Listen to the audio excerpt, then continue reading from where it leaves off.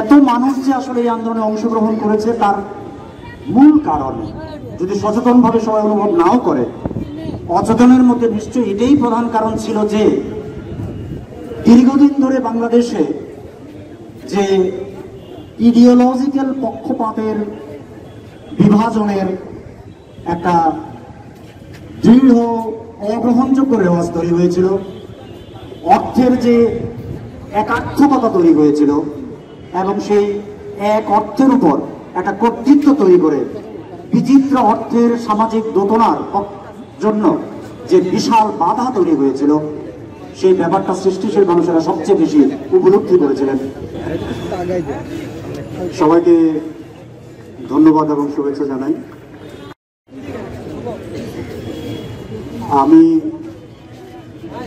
সৃষ্টিশীল মানুষদের এই সমাবেশে এই কথা মনে করিয়ে দিতে চাই যে আমরা একটা প্রায় অভাবনীয় ছাত্র জন অভ্যুত্থানের মধ্য দিয়ে যাচ্ছি এবং এটা আমাদের মনে রাখা দরকার যে এই প্রক্রিয়া এখনো আসলে চলছে, রাষ্ট্র ক্ষমতায় চলছে, মাঠে চলছে এবং সবচেয়ে বেশি চলছে সাইবার স্পেসে।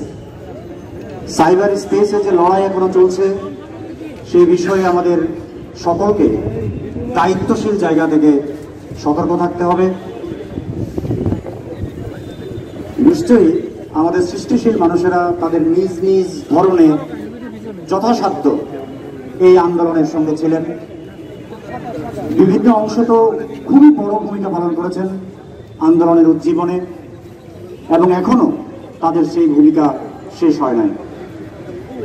এত মানুষ যে আসলে এই আন্দোলনে অংশগ্রহণ করেছে তার মূল কারণ যদি সচেতনভাবে সবাই অনুভব নাও করে, অচেতনের মধ্যে নিশ্চয়ই এটাই প্রধান কারণ ছিল যে দীর্ঘদিন ধরে বাংলাদেশে যে ইডিওলজিক্যাল পক্ষপাতের বিভাজনের একটা দৃঢ় অগ্রহণযোগ্য রেওয়াজ তৈরি হয়েছিল, অর্থের যে একাত্মকতা তৈরি হয়েছিল এবং সেই এক অর্থের উপর একটা কর্তৃত্ব তৈরি করে বিচিত্র অর্থের সামাজিক দোতনার জন্য যে বিশাল বাধা তৈরি হয়েছিল, সেই ব্যাপারটা সৃষ্টিশীল মানুষেরা সবচেয়ে বেশি উপলব্ধি করেছিলেন এবং সেই কারণেই এই বিপুল পরিমাণ শিল্পী সমাজ, লেখক, সাহিত্যিক এবং নানা ধরনের সৃষ্টিশীল মানুষ এই আন্দোলনে একাত্ম হয়েছে।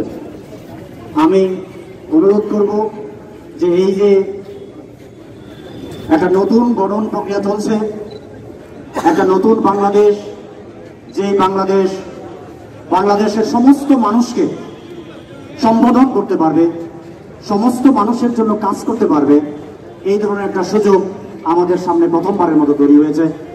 আমরা সতর্ক থাকবো এবং আমরা ইনস্ট্যান্ট রিপালসিভ মন্তব্য করা থেকে বিরত থাকবো এবং যারা এই ধরনের করে তাদেরকে যৌক্তিকভাবে আমাদের সাইবার স্পেস এবং অন্যত্র মোকাবেলা করতে হবে, যেন এই যে সুযোগ তৈরি হয়েছে এই সুযোগটা যথাসম্ভব আমরা বাস্তবে পরিণত করতে পারি।